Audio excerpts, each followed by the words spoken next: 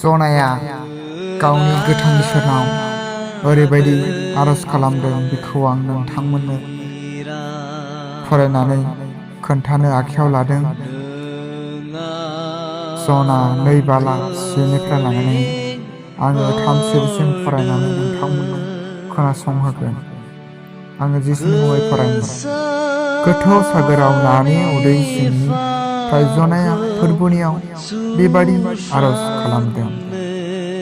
आंनि निदाननि समाव, ओ फोरबो, आङो नोंखौ गाबज्रिदों, अब्ला बियो आंखौ सेमदों। आङो हेफाजाब मोननो नोंखौ गाबज्रिदों। नोङो आंनि रावखौ खोनासंबाय। नोङो आंखौ गोथौ दै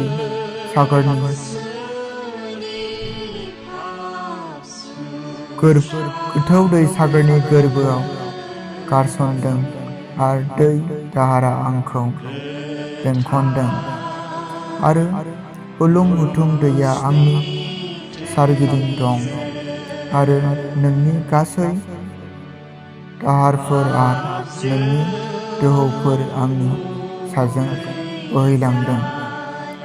आङो बोरैखौबो एसे फरायनानै होबावनो, गाहायजों एसे फरायलांनानै नोंथांमोननो खोनासंहोनो सानदों। बालाबाव ओरैबायदि बुंदों, आङो सानदोंमोन, आङो नोंनि सिगांनिफ्राय गारां हरजाबाय।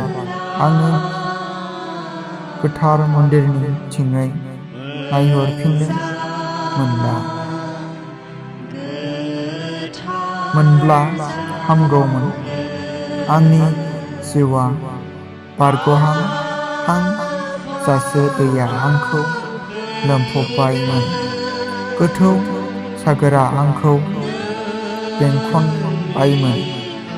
आंनि खर'आ दैनि लेवाजों फानफब जाबायमोन। आङो हाजोफोरनि थालासिम सफैबायमोन।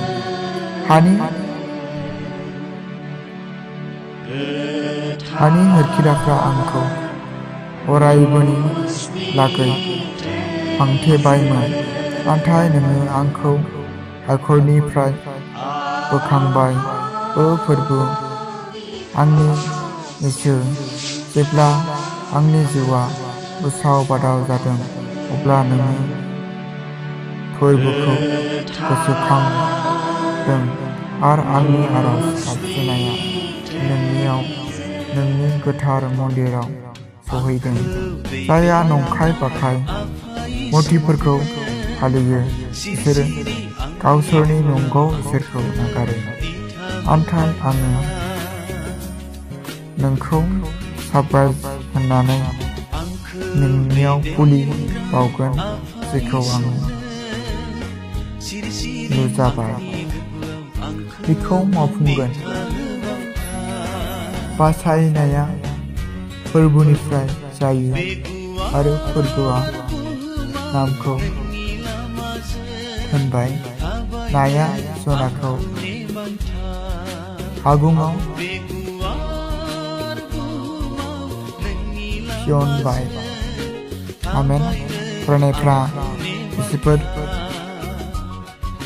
गोबाव समनिफ्राय बाइबेल फरायनायखाय आंनि फरायनाया थाबथादों।